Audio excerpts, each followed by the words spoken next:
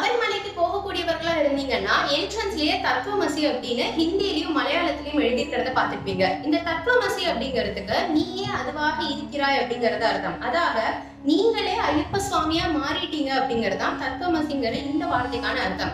ஐயப்ப சுவாமியுடைய காயத்ரி மந்திரம் ஓம் பூதநாதாய வித்மஹே மகா சாஸ்தாய தீமஹி தன்னோ ஐயப்ப பிரச்சோதயாத் அப்படிங்கறதா. இந்த மந்திரம் என்ன சொல்லுது அப்படின்னா, நீங்க பூதநாதனா, அதாவது ஒரு சாதாரண மனிதனாக பிறந்து நிறைய பாவங்கள் செய்து கடைசியில ஐயப்ப சுவாமியை நோக்கி விரதம் இருந்து நீங்க சபரிமலைக்கு வரீங்க. அப்படி வரும் பொழுது உங்களை எல்லாருமே சுவாமியும் ஐயப்பாவும் தான் அழைக்கிறாங்க. அதாவது இந்த மாலை போட்டு கொஞ்ச நாளுக்கு நீங்களே ஐயப்ப சுவாமியா மாறிடுறீங்க. அப்படி மாறி நீங்க சபரிமலைக்கு போய் சுவாமி தரிசனம் பண்ணி முடிச்சு திருப்பி நீங்க வந்ததுக்கு அப்புறமும் கூட அந்த விரதத்தை கடைபிடிச்சோ இல்ல ஐயப்ப சுவாமியை நினைச்சோ முழு மனதாக உங்களுடைய வாழ்க்கையை வாழ்ந்தீங்கன்னா ஒரு கட்டத்துல நீங்களே ஐயப்ப சுவாமியாக மாறுவீங்க. தன்னோ ஐயப்ப பிரச்சோதயாத் அப்படிங்கறதா இந்த காயத்ரி மந்திரம் குறிப்பிடுது. அதாவது இந்த தத்துவமசிங்கிறது ரொம்ப சிம்பிள்ங்க.